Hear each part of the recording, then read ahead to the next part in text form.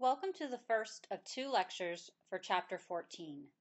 This chapter looks at a variety of ways to prepare materials for the mass media. Because the chapter is so long, I have divided the chapter up into two different lectures.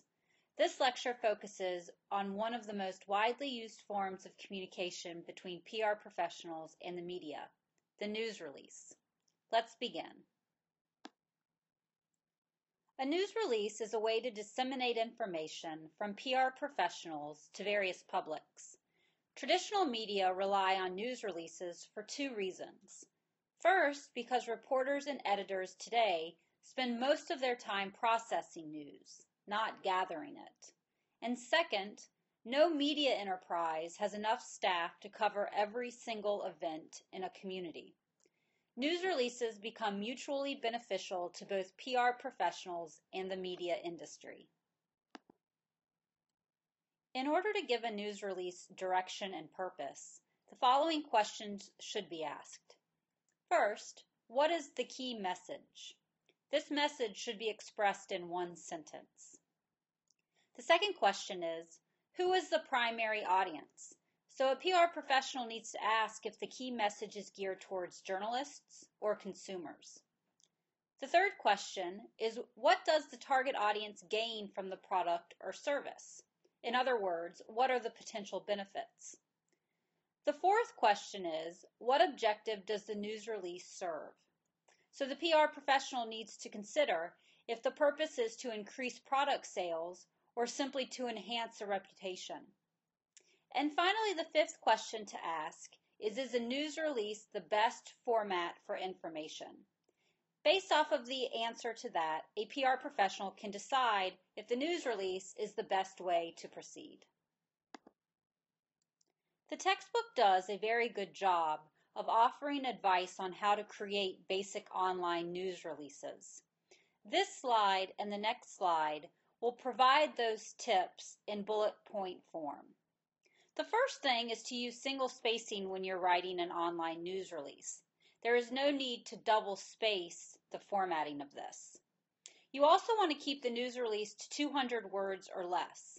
This makes sure that you are straight to the point and don't offer information that is irrelevant. You should also use an inverted pyramid approach. And what this means is in your news release, you want to provide the most important information first, followed by less important information. The top line of the news release should give the name of the organization and maybe a logo. The second line of the news release should give the date. The third line should be the headline in boldface and slightly larger font. This is often the subject header, so it should be in 20 words or less. You should also provide the city of origination as the start of the lead paragraph so readers know where the news release is originating out of. Once you begin to write the full text of the news release, you should begin by writing a succinct lead of only 2 to 3 sentences that gives the essence of the news release. This would be the most important part someone would need to know. You should also use a pull quote as part of the news release. This is a quote highlighted in a box that provides a major point about the release. The textbook offers a good visual of what this would look like, and I encourage you to take the time to look at it. You should also provide links in the news release so that readers can easily check on sites that provide related information if they choose. The last paragraph should provide basic information about the organization. This is sometimes referred to as a boilerplate. The release should end with the contact information, the name, telephone number, and email address of the PR contact person. And finally, a news release should never be sent as an attachment, but instead it should be written within the email. Today, journalists are oftentimes afraid to open attachments for fear of viruses.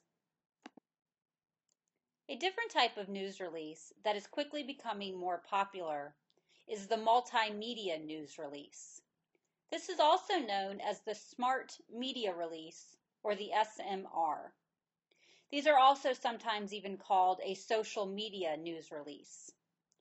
These combine a news release with high-resolution photos and graphics, video, and audio components. These can be distributed through search engines and search engine optimization, or SEO.